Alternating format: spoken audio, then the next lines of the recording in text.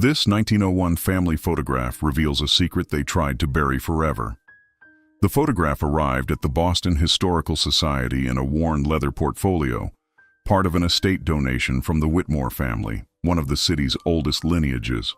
Sarah Chen, a senior archivist specializing in early photographic techniques, carefully lifted the portrait from its protective sleeve and placed it under the examination lamp.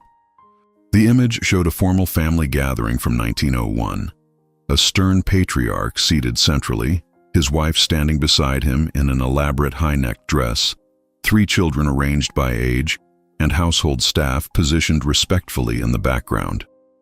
The composition was typical for the era, rigid, formal, designed to project wealth and propriety. Sarah had examined thousands of similar photographs, but something about this one immediately caught her attention. At the back of the frame, partially obscured by shadow, stood a woman in a simple dark dress. She wore a distinctive oval brooch at her collar, ornate, clearly expensive, with what appeared to be pearls surrounding a central stone. The supposed matriarch in the center of the photograph wore an identical brooch. Sarah's breath caught. In an era when jewelry was carefully chosen to signify status and family connection, 2 women wearing the same distinctive piece was extraordinary. She pulled out her loupe and examined both brooches more carefully. They were identical down to the arrangement of the pearls and the unusual oval shape. She flipped the photograph over. On the back, in faded ink, someone had written names: Richard, Catherine, Richard Jr., Elizabeth, Thomas. 5 names for a photograph containing at least 8 people. The staff in the background had been rendered nameless, as was common practice. But why would a servant wear the same expensive brooch as the lady of the house? Sarah pulled up the estate donation records. The portfolio had come from Eleanor Whitmore, who had died 3 months earlier at 94. According to the notes, Eleanor had specifically requested that this photograph be examined by a professional archivist. "Please look closely," Eleanor had written. "Some truths were buried too long." Sarah felt a chill run down her spine. She called her colleague Marcus, who specialized in genealogical research. "I need you to come see something," she said. "I think the Whitmore family has been hiding something for over a century." Marcus arrived within 20 minutes, his curiosity piqued by Sarah's cryptic phone call. He was a meticulous researcher known throughout the society for his ability to untangle complex family histories.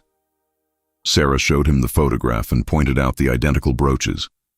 "That's unusual," Marcus said immediately. "Very unusual. Family jewelry like this was typically passed down through bloodlines, not shared with staff." Sarah pulled up other Whitmore photographs on her computer. "Catherine never wears this brooch in any other image, only in this one, and so does the woman in the background."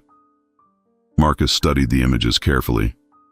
"Do we have a full family tree for the Whitmores?" Sarah opened another file. Richard Whitmore married Catherine Sullivan in 1885. They had 3 children listed in all official records: Richard Jr., born in 1886, Elizabeth in 1888, and Thomas in 1891. 3 children in the photograph, 3 children in the records, Marcus noted. Sarah pulled out a document from the donation portfolio, a page from an old family Bible. "Eleanor included this. Look at the birth records." Marcus leaned in, his finger stopping on an entry. "Victoria, born 1883. He looked up sharply. "There's a 4th child, an older daughter, who doesn't appear in any official records after 1901, Sarah added. "I searched birth certificates, marriage records, death certificates, nothing. Victoria Whitmore simply vanishes from history."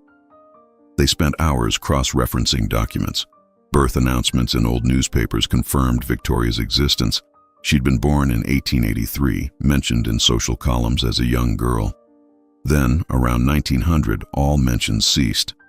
"It's like she was erased," Marcus said quietly. "Systematically removed from the family history." Sarah found a brief mention in a 1902 Society column about Catherine Whitmore's tragic nerves and extended rest.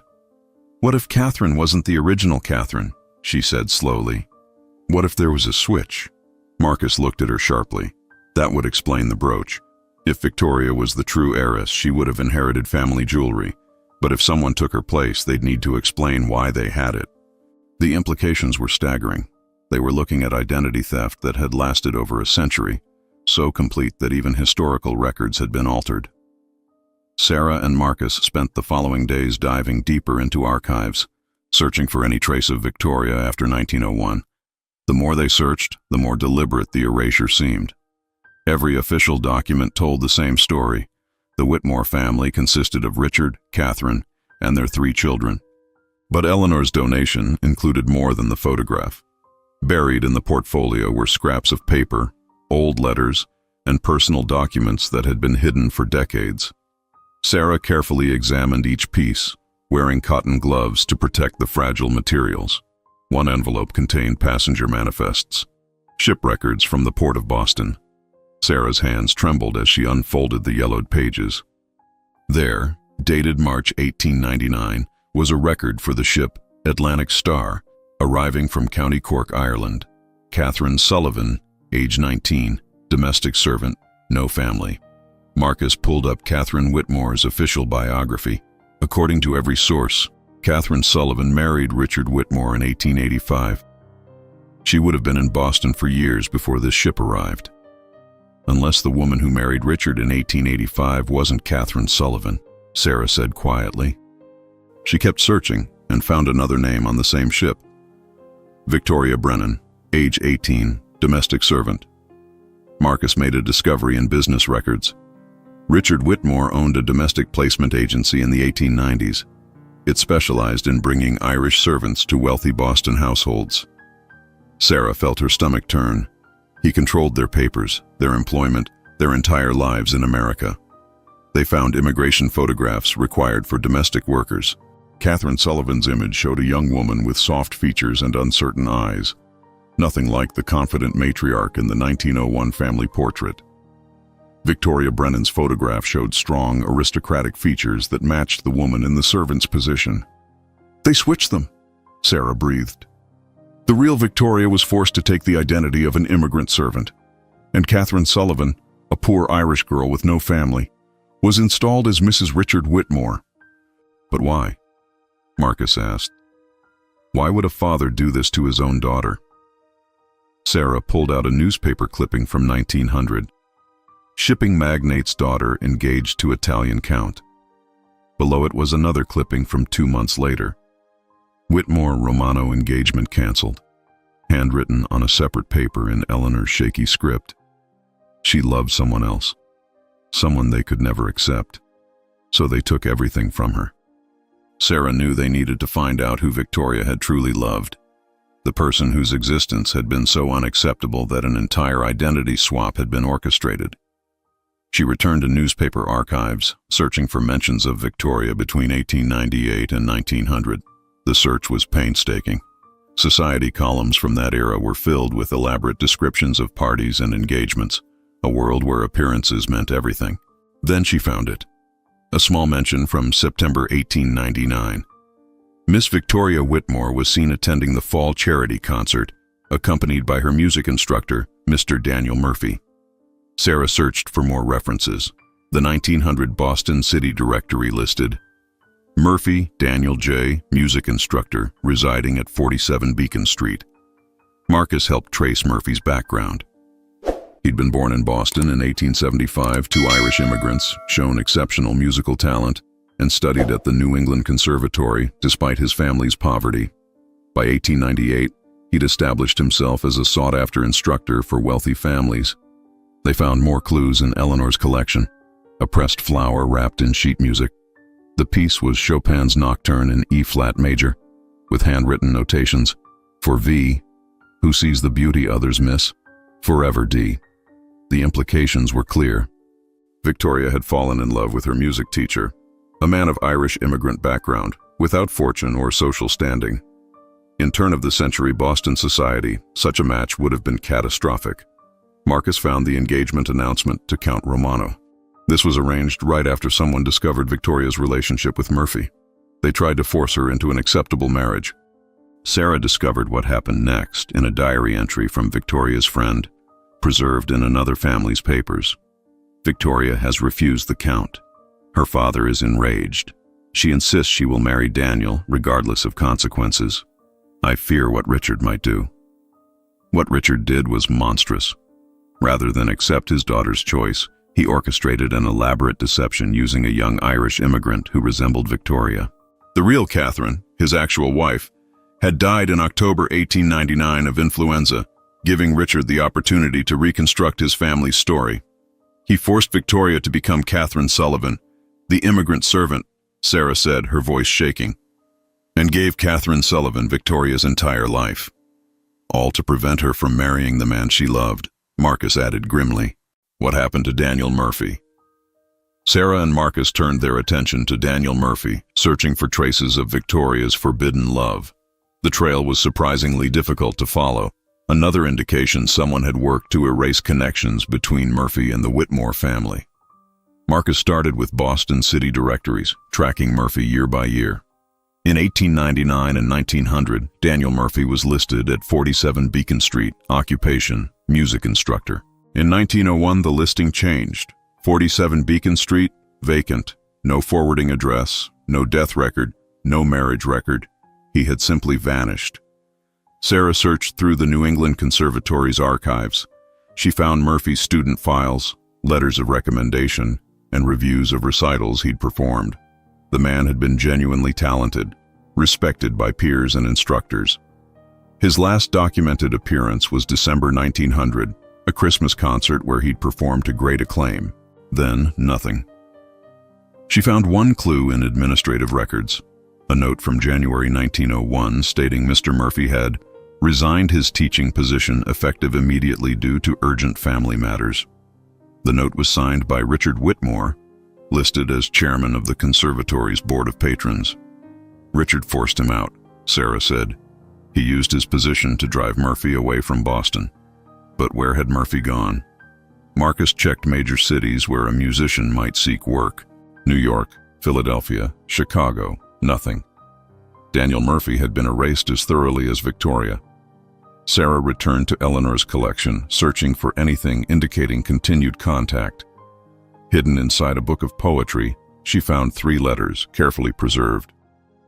They were written in educated handwriting and signed only with D, dated February, March, and April 1901. The letters were heartbreaking. My dearest V, the first began. I write to you in secret, praying these words find you safely. Your father's men came to my rooms. They made his terms clear. Leave Boston forever, never contact you again, or face charges of theft of jewelry he planted in my belongings. But I will not abandon you. The second was more desperate.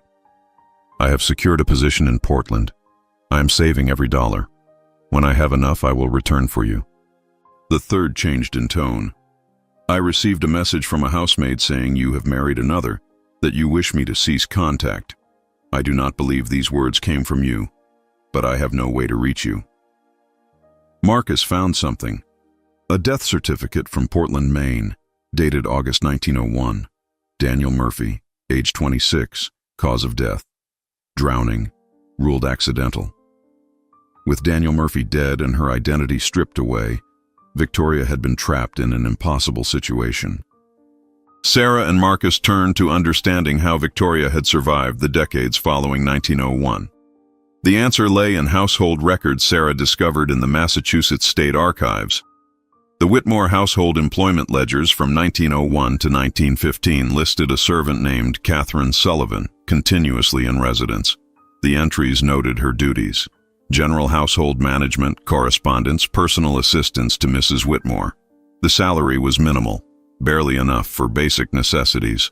She was kept as a servant in her own home, Marcus said angrily, living among her possessions, watching an imposter raise her siblings, unable to claim her true identity. Sarah found expense records showing regular payments to Dr. Howard Blackstone, described as family physician for nervous conditions. The payments were substantial and occurred monthly from 1902 through 1914. Marcus located Dr. Blackstone's practice records. Among his patient files was one for Catherine Sullivan, domestic servant, Whitmore household. The notes were clinical. Patient exhibits profound melancholy and dissociative episodes, speaks frequently of a stolen life, requires regular sedation to maintain household peace. They were drugging her, Sarah breathed, keeping her docile. The medical records painted a picture of systematic abuse. Victoria had tried repeatedly to assert her true identity. Each time, notes indicated increased sedation necessary or patient's delusions require stronger intervention. But Victoria hadn't been completely powerless. Sarah found evidence of small acts of resistance. In 1903, a notation mentioned the Sullivan woman insisting on educating the younger children in classical music. In 1906, Sullivan caught writing letters without permission, materials confiscated. Most telling were photographs from family gatherings between 1902 and 1910. In each image, Catherine Sullivan appeared in the background, and in each, she wore the oval brooch, the one piece of her former life she'd managed to keep. It was her silent protest, Marcus observed. Every photograph, she wore evidence of who she really was. Richard couldn't stop her without admitting why the brooch mattered. Eleanor's notes explained, Great-Aunt Victoria, though we called her Miss Sullivan, always wore that brooch. My grandmother hated seeing it. I once asked why she wore it, and she said, so I can remember who I am, even when everyone else has forgotten. The household records showed a sudden change in 1915. Entries for Catherine Sullivan ceased, replaced by former servant Sullivan relocated to private establishment in Worcester for her health and comfort. Eleanor's notes became increasingly important as Sarah and Marcus pieced together later years. According to Eleanor, her father Thomas had never stopped questioning the strange circumstances surrounding Miss Sullivan. As he grew older and gained access to family papers, his suspicions hardened into certainty. Sarah found a box labeled Father's Private Research. Inside were documents Thomas had collected over decades, birth records, photographs he'd secretly kept, newspaper clippings, and handwritten notes documenting his investigation. Thomas's earliest notes dated from 1918, when he was 27. Examined father's old business ledgers today, one entry read. Found payments to County Cork shipping agents for special passenger arrangements in 1899, cross-referenced with immigration manifests. Father brought over 2 young women that year, both named Catherine. Why? The notes showed Thomas methodically working backward through records, comparing dates, questioning inconsistencies. He'd noticed his mother had no family in Ireland, no history before 1899, no photographs from her youth. He'd noticed Miss Sullivan possessed education far beyond what a servant should have had. In 1920, Thomas had confronted his mother, the false Catherine. Sarah found his account. She broke down when I showed her the evidence. At first, she denied everything, but when I pressed, the story spilled out. She was indeed Catherine Sullivan, a poor Irish girl promised a better life. Father told her she would play the role of his wife temporarily, that she'd be provided for. She was 19, alone, terrified of being sent back to poverty. She agreed. Only later did she understand what she'd done, stolen another woman's existence. She said Victoria deserved better. She said she was sorry. Thomas had then traveled to Worcester to see Victoria. His notes from that visit were heartbreaking. I found her in a small room, essentially imprisoned. She's 60 now, her hair gray, but her eyes were so alive, so sharp. She knew who I was immediately. You look like my father, she said, the monster who did this to me. Thomas spent 3 hours with Victoria that day. She told him everything. Her love for Daniel, her father's rage, the forced identity swap, the years of drugging and control. She showed him letters she'd written but never been allowed to send. She asked me to do one thing, Thomas wrote. Tell the truth. Someday, when father and his lies are gone, tell the truth. Restore my name. Thomas had confronted his father in 1921, threatening to expose the deception. Richard's response was brutal. He disinherited Thomas, removed him from the family business, and spread rumors his son was mentally unstable. Sarah obtained permission from Worcester Municipal Archives to access complete records of the residential facility where Victoria spent her final years. The documents painted a picture of a woman who never stopped fighting for recognition, even in confinement. The facility's daily logs mentioned Catherine Sullivan hundreds of times between 1915 and 1928, the year of her death. The entries were brief. Sullivan quiet today. Sullivan refused meals. Sullivan insists on being addressed as Victoria. But together they told a story of sustained resistance. A detailed entry from 1916 caught Sarah's attention. The Sullivan woman has been writing extensively despite our efforts to limit materials. Today's inspection revealed over 40 pages of handwritten memoir hidden beneath her mattress. Content describes alleged family conspiracy. Writing is lucid and detailed, suggesting patient is of sound mind despite her delusions. Materials confiscated per standard procedure. Delusions, Sarah said bitterly. They called the truth delusions. Marcus found reports of Victoria trying to contact lawyers, attempting to send letters to newspapers, even petitioning to speak with judges. Each attempt was documented and dismissed as evidence of mental instability. But Victoria had found allies. Several nurses and orderlies had left notes indicating doubts about her diagnosis. One nurse wrote in 1920, "Miss Sullivan speaks with the education and bearing of a gentlewoman, not a servant. Her delusions are remarkably consistent and detailed. I've begun to wonder if we're keeping sane people imprisoned based solely on the word of wealthy families who find them inconvenient." That nurse was dismissed shortly afterward. Thomas's visits were documented in visitor logs. Between 1920 and 1927, he'd come at least once a month, bringing books, music, and writing materials. The facility's director had attempted to ban his visits in 1923, but Thomas threatened legal action. Sarah found letters Victoria had written to Thomas. Letters the facility confiscated but never destroyed. The letters showed Victoria's mind remained sharp despite decades of institutionalization. "I've lost so much," one letter read. "My name, my love, my freedom, my life. But I haven't lost myself. I know who I am. And I believe someday someone will care enough to uncover the truth. Keep the evidence safe, Thomas. Promise me that when I'm gone, my story won't die with me." Victoria's death certificate, dated April 1928, listed cause of death as heart failure. She was 65. Thomas had buried her in Mount Auburn Cemetery under her true name, Victoria Whitmore, 1863-1928. The headstone bore a line from the Chopin Nocturne. She saw the beauty others missed. Sarah knew they had enough evidence to tell Victoria's story properly, with dignity, thoroughness, and irrefutable documentation. She and Marcus spent 3 months organizing their findings, cross-referencing every detail, and preparing a comprehensive report for the Historical Society's board. The story they assembled was devastating in its completeness. They had photographs proving the identity swap, immigration records, medical records documenting forced sedation, financial ledgers revealing payments to keep her silenced, Thomas's investigation notes, Eleanor's testimony, and Victoria's own written accounts from institutionalization. Sarah also tracked down living descendants who might be affected by the revelation. The Whitmore family line had dwindled. Eleanor had been the last direct descendant. But there were distant cousins, descendants of the 3 children raised by the false Catherine. She contacted them individually, explaining her discovery and giving them opportunity to review evidence before it became public. The responses varied. Some were shocked and supportive of revealing the truth.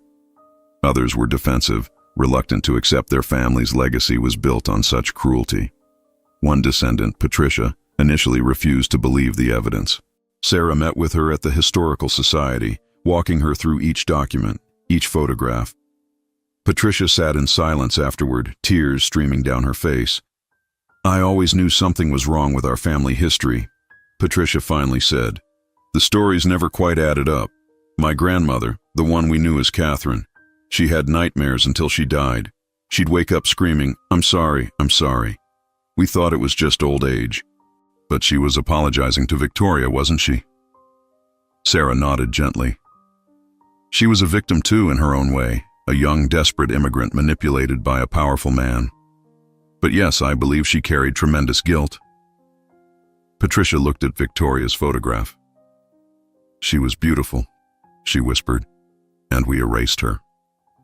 The Historical Society's board reviewed Sarah's report in December. The evidence was undeniable. the research impeccable. They voted unanimously to publish the findings and create an exhibition documenting Victoria's story. Sarah worked with historians and designers to create an exhibition titled "The Woman in the Background: Victoria Whitmore's Stolen Life." The centerpiece was the 1901 photograph, displayed alongside all the evidence they'd uncovered: medical records, immigration documents, Thomas's notes, Victoria's letters. Everything was presented carefully, respectfully, telling the complete story of how one woman's life had been stolen and how the truth had finally emerged. The exhibition opened on a cold March morning in 2024, exactly 123 years after the photograph that had hidden Victoria's secret for so long. Sarah stood in the gallery before the doors opened, looking at the carefully arranged displays that told Victoria's story in chronological order, from her privileged childhood to her forbidden love, from the cruel identity swap to her decades of resistance, and finally to Thomas's lifelong effort to preserve the truth. The centerpiece remained the 1901 photograph, now displayed with detailed annotations pointing out Victoria in the background, the identical brooches, and the subtle details that had first caught Sarah's attention. Beside it hung the immigration photographs of both women, the real Catherine Sullivan and Victoria forced to adopt her identity. The exhibition also featured Victoria's oval brooch, which Eleanor had preserved and donated. It sat in a glass case, lit carefully to show the delicate pearls and intricate metalwork, a small piece of jewelry that had represented Victoria's silent defiance for 15 years. When the doors opened, the response was immediate and overwhelming. Visitors moved through the exhibition in quiet reverence, reading Victoria's letters, studying the documents, and confronting the reality of what had been done to her. Many stood for long minutes before Victoria's photograph, studying her face, trying to imagine the strength it must have taken to maintain her identity in the face of such systematic erasure. Local media covered the story extensively. Hidden History: How One Boston Family Erased Their Daughter, read one headline. The Woman They Tried to Forget, Victoria Whitmore's Story, Finally Told, declared another. The story resonated far beyond Boston, sparking conversations about how history is written, who gets remembered, and whose stories are deliberately buried. Patricia and other Whitmore descendants attended the opening, standing together before the photograph of their ancestor. "We're grateful the truth finally came out," Patricia told a reporter. "Victoria deserves to be remembered as herself, not as the woman they tried to make her disappear into. This is her restoration." Sarah gave several talks about the research process, explaining how she'd followed small clues to uncover a massive deception. "History isn't just about the people who appear prominently in photographs," she told audiences. "It's also about the people pushed to the margins, the ones standing in the background, the ones whose names were deliberately erased. Victoria spent her life fighting to be seen as herself. The least we can do is finally see her." The exhibition included Victoria's gravestone photograph and information about Mount Auburn Cemetery, where Thomas had buried her under her real name. In the months following the exhibition's opening, the cemetery reported dozens of visitors leaving flowers at Victoria's grave. Strangers moved by her story, wanting to honor a woman they'd never known, but would never forget. Sarah often visited the exhibition during its 6-month run, watching visitors react to Victoria's story. She thought about Eleanor's final request, "Please look closely," and how those 3 words had unlocked over a century of buried truth. She thought about Thomas's promise to his aunt, kept faithfully across decades until the right moment arrived. She thought about Victoria herself, wearing that brooch in photograph after photograph, refusing to let them completely erase who she was.